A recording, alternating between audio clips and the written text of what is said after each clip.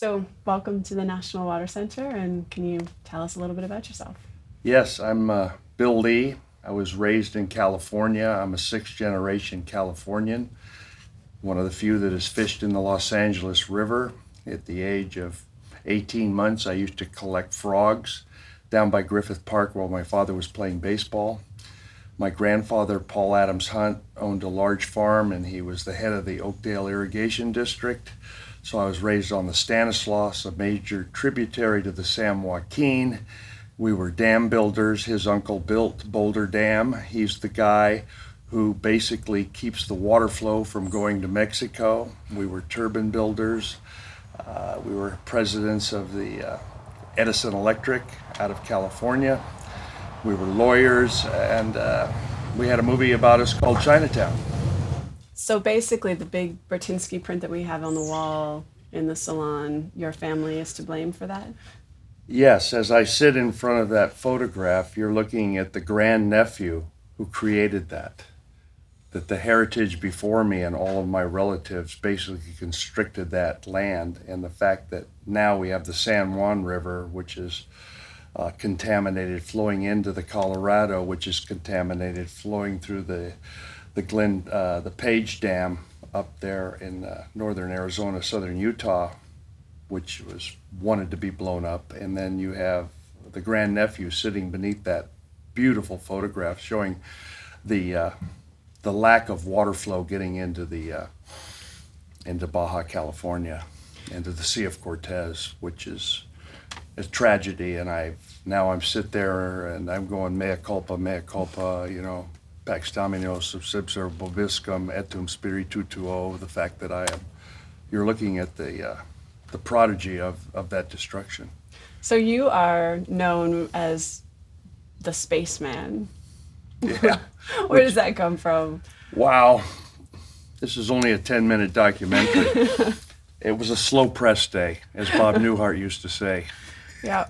There was bad things happened, and we landed on the moon. I pitched 8 2/3 innings of relief of Louis Tiant, won the ball game, pitched us into first place, and everybody surrounded my locker room. Thereby, the little guy next to me, John Kennedy, couldn't get to his date with his divorcee that he made.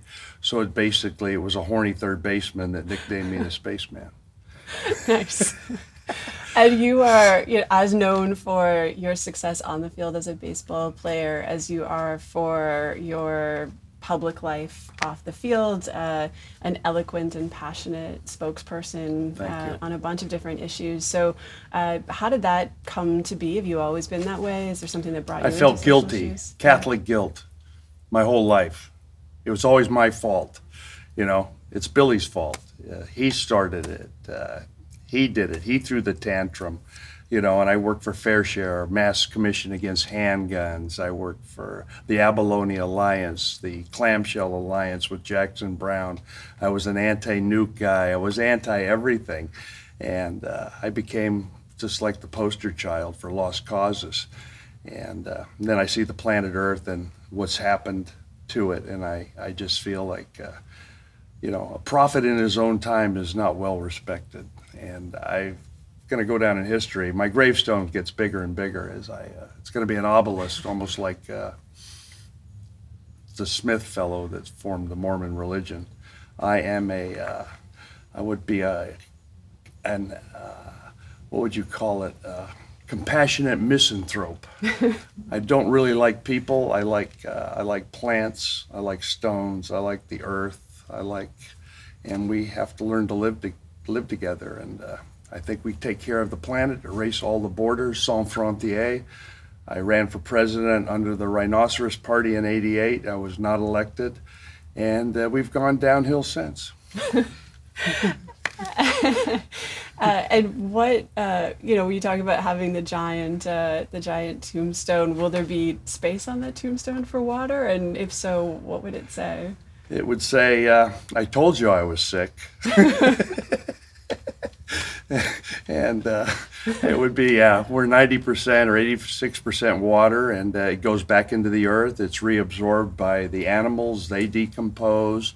There's evaporation. It goes into the atmosphere. It condenses, and hopefully I few of my molecules end up in Lake Baikal in Siberia, which contains 1/6 of the water of the planet Earth. And I think our DNA goes all over the place. So I have no concern with my corpse.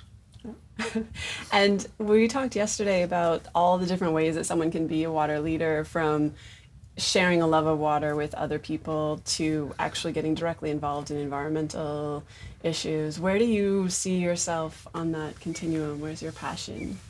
I would say every time I go to the beach, I pick up trash. Every time I go into the mountains, I pick up trash. I go along all waterways and I see forms of pollution and sediment that doesn't allow fish habitat to breed. I see mal-logging practices, and I was responsible for bringing Irving into putting in culverts and increasing back in the 80s when I came here. I was followed by the RCMP for I was going to blow up the bridge, the causeway on the Petticodiac between Riverview and Moncton, wondering what that was all about. And that when they realized that I was the Spaceman, being like a court jester, I can make statements like that, and finally they say he won't do it. Well, we are going to break down this set and open the space up, have a barbecue, and chat more about water this afternoon. So thank you so much for being here at the center and being part of all of this. The ancient mariner, water, water, not a drop to drink. I forget how that goes, but it's water, water everywhere. Everywhere, Not but not a drop to drink. Yeah, it's without water, it's a finite space, and it'll be here. It's precious. Thank you.